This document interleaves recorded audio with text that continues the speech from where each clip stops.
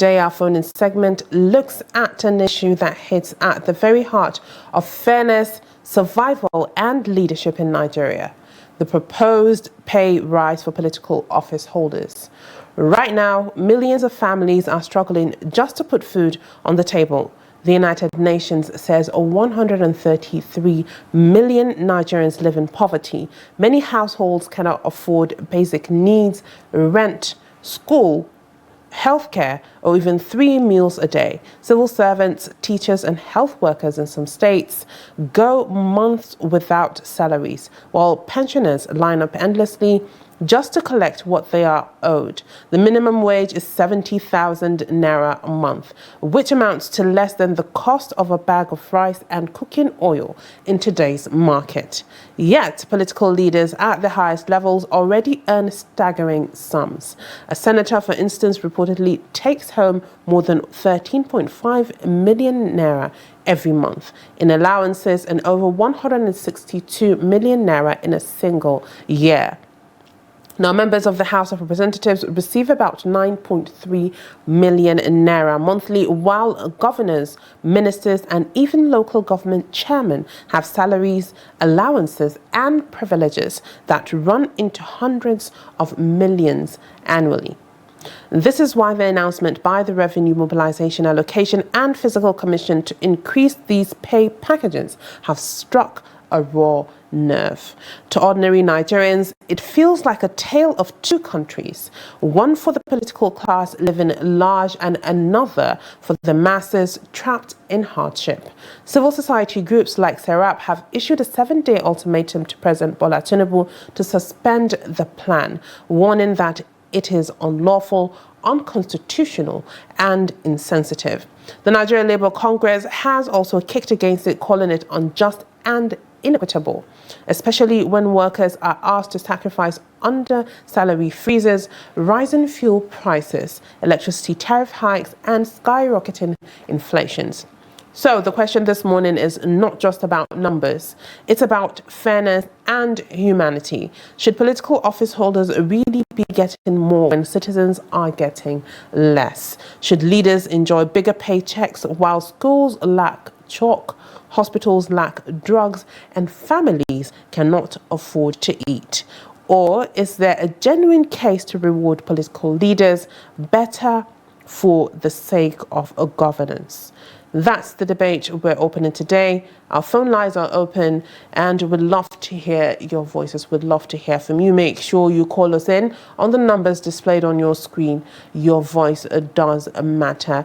I would like to hear your thoughts on all of this. Maimuna, with all this going on, I believe I would say it has turned into a controversy due to the fact that a lot of people so far have shown how much they're suffering. They've voiced out how much they're suffering. We've seen the pensioners go on strike. We've seen nurses go on strike. We've seen universities trying to go on strike, right? But then at the end of the day, the only thing that you would hear at this particular moment is that a proposed pay rise for political office holders. But then let's take our first caller and hear from them. We have Ade from London. Hello, good morning, Ade, and thank you for joining us. Good morning, Hauwa. Good morning, Maimuna. Good morning, Ade. Well, very well, thank you. Thank you for joining us. What is your take on this issue? My take on the issue is that it's a shame for the political people to be looking for salary increase or whatever increase. It doesn't make sense. It's like making mockery of the poor people in Nigeria. They don't even need to talk about this at the moment. You see, one thing I believe is this: no amount of salary can please anyone. So you can earn 70,000 a month and be okay. Why do I say so? For example, you are earning 70,000 as a the least. The school for children are free. Medical are free. Transportation are very cheap. Food are very cheap. You won't complain. But a country where you have 70,000, you can't even send your children to primary school. You have to pay something. The teacher will say you have to pay this, pay that. And when you go for transportation, it will be very expensive. Don't talk of medical. They say general hospital. You go to general hospital, no medicine. And you have 70,000. It doesn't make sense. You see? But when you hand the money and the amenities that are supposed to be provided for you are there, then you'll be fine. You understand? So the salary we have, everybody have here in UK, you know that when you go to hospital, it's free. Your children in primary school, kindergarten, they are okay. They take breakfast in the morning, free of charge, and you are secured. And so you don't have any complaint. They go to secondary school, it's free. So when they go to university, the government will pay for it. So it's still free. You don't need to struggle. So when your children graduate and start working, they will pay peanuts every month. So and when you have those things around you, and you go to the shop, the food are very cheap. If you don't have food to eat at all, there is what they call food bank. You go to food bank, they give you free. No question is asked. If you don't have clothes, you go to charity shop. You see the clothes that you're okay there, they give you free. So people, things like that, people will not complain more. But in Nigeria, nothing. You have to take care, fire everything for yourself. At 70,000 naira, you have to struggle. That is not fair. I don't like it at all. It's like the position making to me. I'm sorry, I don't like democracy. It doesn't pay us in Africa. You see, that's why we are suffering like this. You can imagine government say we want to build the airport. And there's an airport in the next state, which is just 30 minutes drive. Because that's where they get their money. They want to build bridges where there is no water. So they will get their money there. People are not talking, they celebrate them. So that's what's causing this poverty. You see, it's affecting us seriously. Here, you see, you know, when the president went to Japan, you can listen to what Nigerians told him. You see, we remitted over $20 billion to Nigeria last year in diaspora. So it's affecting us. Everybody wants to come back home. But when you come back, you have about 2,000 people looking up to you. Where will you get the money to solve the problem? And this is the problem state government, local government, and federal government are causing. So something should be done. NFC should tighten up their belts and do something about this thing. Our people are dying in silence, you know. So and two, my advice to my fellow Nigerians is that if you know your salary is minimal, please don't go and marry 2-3 wives. The era is past. Don't do that. Cut your coat according to your clothes you have. Don't, so you have to be careful of what to do with your money. God bless Nigeria. Good morning. Good morning, Adi. Thank you for calling in. Hauwa, during your introduction for the phone-in segment, you know, where you stated that a senator, for instance, reportedly takes home more than 13.5 million naira every month in allowances, over 162 million naira in a single year. We have Shetima on the line before we continue. Good morning, Shetima. Thank you for calling in this morning. How are you doing? Good morning, Maimuna. Good morning, Hauwa. Good morning, Shetima. How are you doing this morning? Alhamdulillah, we thank God. All right, go ahead with your thoughts. Well, I did have said all things that I want to say, but I want to add a little. Honestly speaking, if you look at it very well, our political office holders, they come to the corridor of power for themselves and their families. They do not come for Nigerians. This is sincerely speaking. I want to cast our mind back to Nigeria of 80s. You see, I found myself in the secondary school in the middle of the 80s. As then, I know we are paying school fee, 75 naira per annum. 75 naira per annum. If you divide it into terms, we have been spending 3 times in the schools. And that time, I can tell you, is a boarding school. We always eat, we eat breakfast, lunch, and dinner. You see, if you divided that 75 naira into 3, it will give you 25 naira. 25 naira. And you enjoy beds in the school for in the dormitory. And you also enjoy game facilities. Those who are our seniors, even though we are unfortunate, we do not meet that privilege. They enjoy pre-compound dress, pre-uniform. And I was opportune, and I met a tailoring department, whereby if your clothes had been done, you take it, a tailor will sew it for you free. So, and I get a privilege of receiving free Omo detergent, where we can wash our clothes. So these people, they have to fear God. They enjoy free education in this country. I know when I pay 25 naira per term, I know those who are my senior, they pay less than that. Then why are you now, today, after you have accumulated all the sources of Nigeria, and you want to add more for yourself? You are giving 70,000 naira as a minimum wage. What the 70,000 naira will do for you if you look at the economy of today? As you say in your opening remarks, 70,000 naira cannot even afford to buy a bag of rice, which is true. A NEPA bill, if it's placed, if it had been served for you, it also almost, collected more than half of the money that you collected. So how do you think a common man will survive? These are the people who are working to bring out that resources and to bring out that money to collect the revenue, and you are treating them badly. You are a political office holder. You just stay in the office drawing things which are not even relevant to just to the nation, and you are collecting a very big money. Nigerian system, I don't know. I don't know why we draw mosquito work, elephant pay, and elephant work, mosquito pay. You see. How do you expect somebody who served Nigeria for 35 years, and you are giving him 8,000 naira? 8,000 naira. How do you think that person will survive with this economy? So it's very, very unfortunate. Something needs to be done. As I dare say, look at the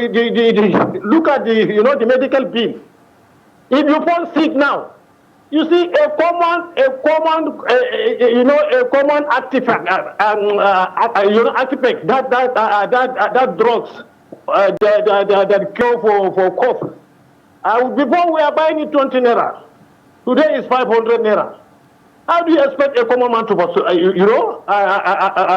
just to survive? And people are complaining. People they have turned to alternative treatment. Traditional way of treatment. They have been processed to do that, because this country has been turned to something else. Look at our first lady. She spent 12.9 billion for just humanitarian assistance. Look at this one issue. Somebody has played for 90-minute game. You are giving him, just hundreds of millions, 153 million. It's very, very sad. We are not. Look, we the common men, we are also Nigerians. A Nigerian without security, no education, no health. And you are trying to just carry the money all for yourself, simply because you have been voted into power. So the only advice that I will give to Nigeria is we should shine our eyes to know the kind of politics that we will play in 2027. So the only thing that is we should change the pattern of the game.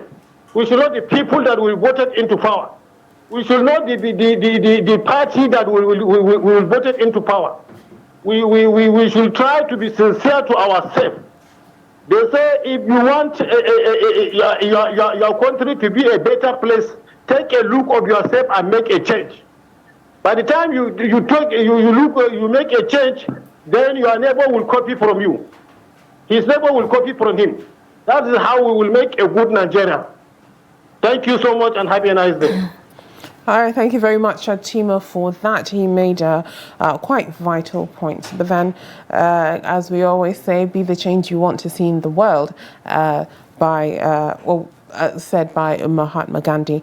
But when you made mention of the figures, Maimuna, the question is, and to be honest, analysing this particular issue, when a senator takes home 13.5 million naira, what analysis have they made to see that this 13.5 million naira a month, it's not enough to sustain that senator alone. In a month? Exactly. That is a very big question.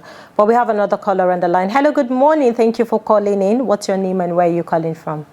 Good morning to you in the studios. And, I want to appreciate you for sensitizing Nigerians. May God continue to bless you and then make your studio more effective. Very quickly, what I want to say is I think it's time our leaders should have a rethink, because this country belongs to all of us. The time they enjoy free education, and they are the same people that are frustrating Nigerians now. Time that they should give back, but it's unfortunate. So let me just remind you that during the subsidy removal, the federal government promised the federal workers 35,000 naira to cushion the effect of that subsidy removal. Do you know that up to now, there's arrears for almost 4 months or 3 months lying there? They don't even, I don't know how our leaders are thinking. Just 35,000 to cushion effect of this thing. They cannot even pay the 35,000. And look at the arrears is everywhere. Look at how our tertiary institution is becoming something else. Look at how the lecturers are dying. You understand? But the only thing now is to review their salaries. Politicians, that is politicians for you. I hope and pray a time will come that Nigerians will understand that this country belongs to all of us, and we should put ethnicity and religion aside, because this is the weapon that the politicians are using to divide the poor in this country. They have never a time that you see in the Federal Executive Council or in the Senate that they fight for religion. It's only when it comes to elections time they'll be telling Nigerians this one is this one is that. So I think the media have a role to play in sensitizing Nigerians. Let's put this spaghetti and this Indomie aside, and then let's vote for credible people that will salvage this country. Because this country, honestly, I don't know what are they portraying to us. If you are already 60-something years, 70-something years, you should be thinking of your hereafter. But these people want to be acquiring wealth. Starving Nigerians, look at how people are dying. You cannot access healthcare. You cannot pay school fees. You cannot go to the market and buy anything. You can't even look at the fuel. Many people have kept their car in the house. Yeah? They cannot even fuel their cars to the offices. Honestly. So I hope and pray that Nigerians will come together and put their heads together and make sure that we do the right thing in 2027. It's not about religion. It's not about ethnicity. It's about doing the right thing. I think it's high time we should do that. So I want to commend your studio for doing the right thing. I want to commend your studio for sensitizing Nigerians. We appreciate you. May God continue to bless our country. Good morning. Good morning. Right, thank you so much for calling. It is so sad to know that we have leaders who don't think about their people. It is so sad to know that we have leaders that it is always, they put themselves first. It's all about themselves. Talking about the 70,000 naira minimum wage, some states have not even started paying. Absolutely. And you're sitting down and wanting to increase. And from the what I heard, even at the Federal Capital Territory, they have not implemented it yet. I mean, it feels so bad at this moment in Nigeria. This is not what we should be debating on. We have pressing issues facing us as a country. Hello, good morning. Thank you for calling in. What's your name and where are you calling from? Good morning. My name is Daniel. Thank you, Daniel, for calling in. Yes, I don't have much to say on this, but the question is, what is that thing that they are doing that the money they are having that it's not sufficient, that they need increment and increase. That is a question to them. As you rightly said, I have a close friend who works with the senator. That amount you mentioned, 13 point something, is exactly. And we don't see what they use the money for. My take here is that I'm not against rising that amount. They should give them more, but before they will give them, they should call the constituency, any person that is contesting for a position, INEC or the authority concerned, should provide a form, a social contract form between any politicians and the constituents or states, be it governor or president. He should list all that he wanted to do, intend to do in that form, so that the constituency should know that yes, as this person is entering here, we have a formal arrangement, a social contract properly by them. So that if they fail to do, we will now go to the INEC or go to EFCC or anywhere the copy is, we will bring it back and tell you that, Honorable, this is what you promised us. First, second year, we didn't see it. So I don't think you deserve to be here, or we don't think you deserve to be here. You should be removed immediately. Because all of this, we don't have formal agreement with them. That is why they are misbehaving. Not against those things. If they have a plan to do good things, the amount actually is small, but they are not doing anything. So me, I'm urging the authority concerned, like the INEC, KIyawa, any other organization concerned, we should have a social contract form between us and the politicians, so that they should be listing what, before they go into office, they should list what they want to do for us and what we want them to do for us.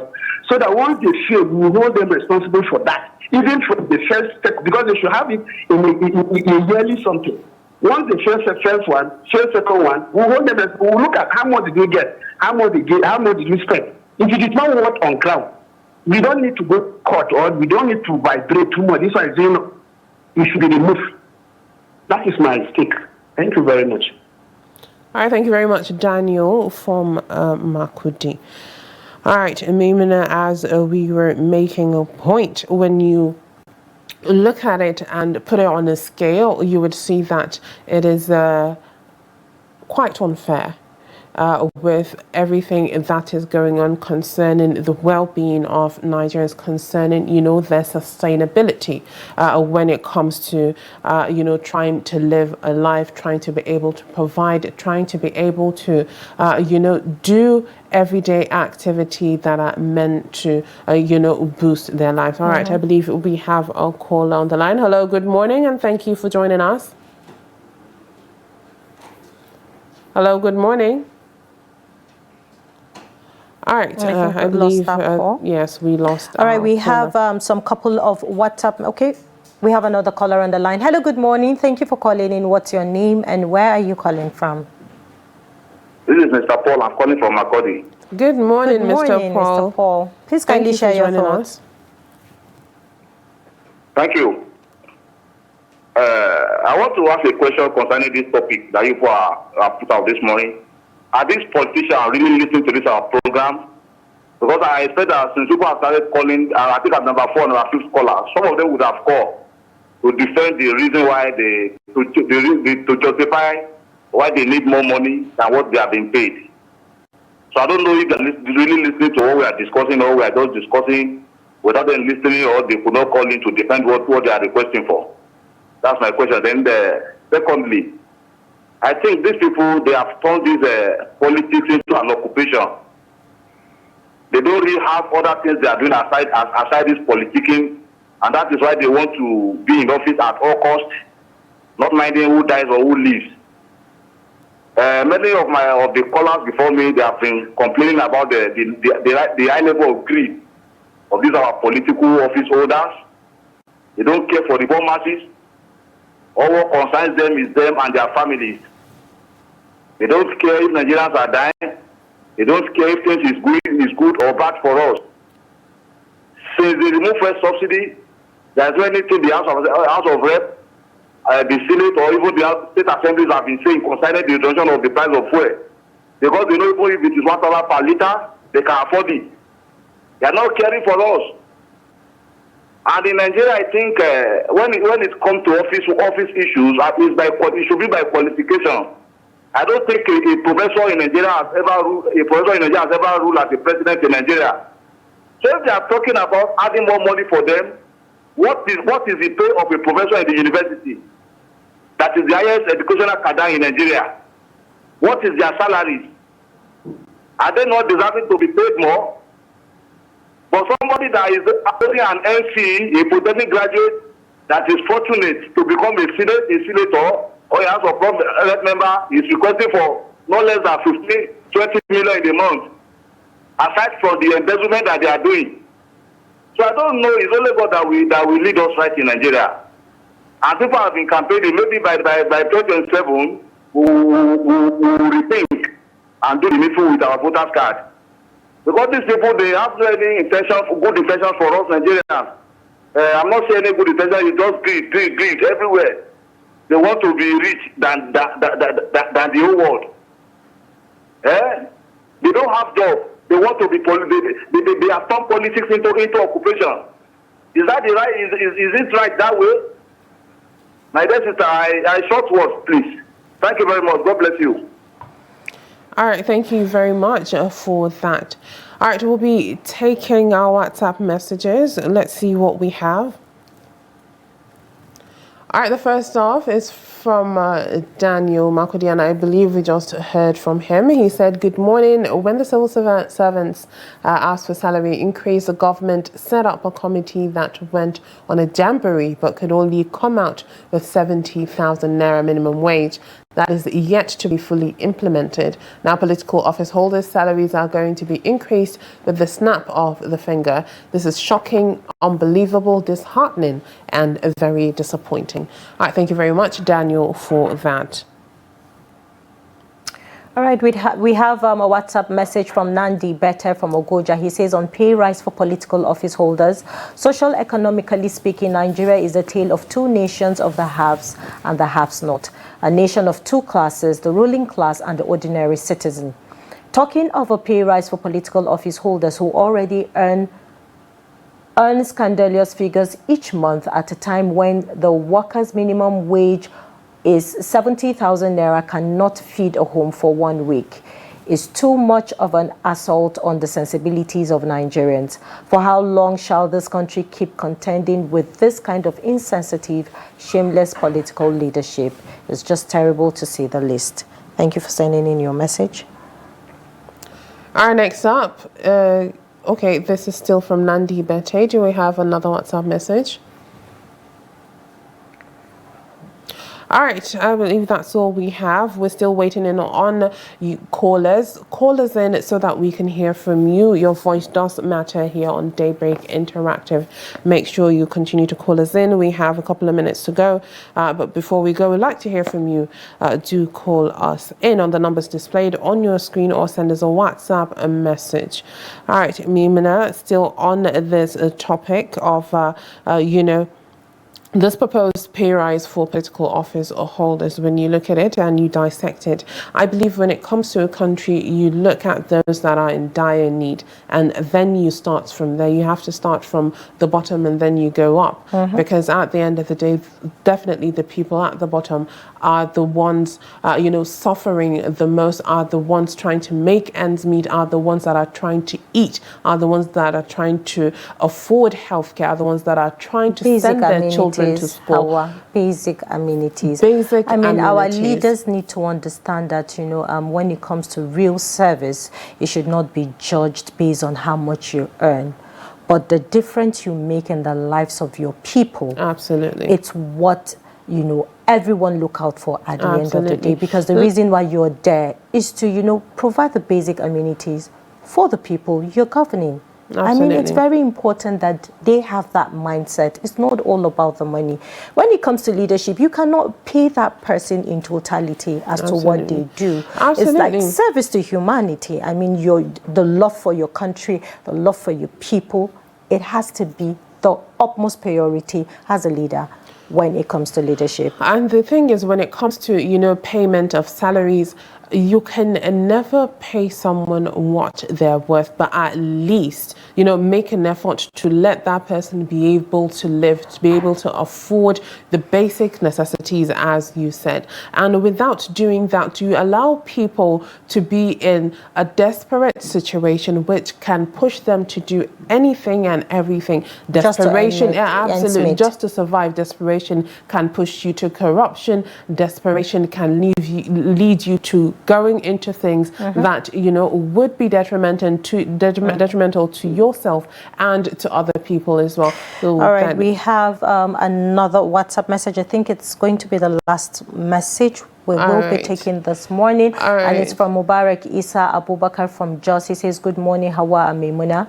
Considering Nigerians' current economic challenges and the significant allowances already enjoyed by political office holders, a pay rise at this time appears unjustifiable and likely to provoke the public. The focus should instead be on increasing the national minimum wage, improving transparency around politicians' total earnings, and addressing pressing public needs like security, healthcare, education, and job creation. Thank you, Mubarak Isa Abubakar, for sending in your message. Hauwa, I think we have another message. All right, we have one from Ibrahim Usman Gombe. It says, good morning. I honestly don't even know what to say. A pay rise for political office holders? Well, that's what happens when people go to the polls with the mindset of collecting Omo and spaghetti. May God bless Nigeria. All right, thank you so much, Ibrahim Usman Gombe, for your contributions. I believe that is all we have for the segment.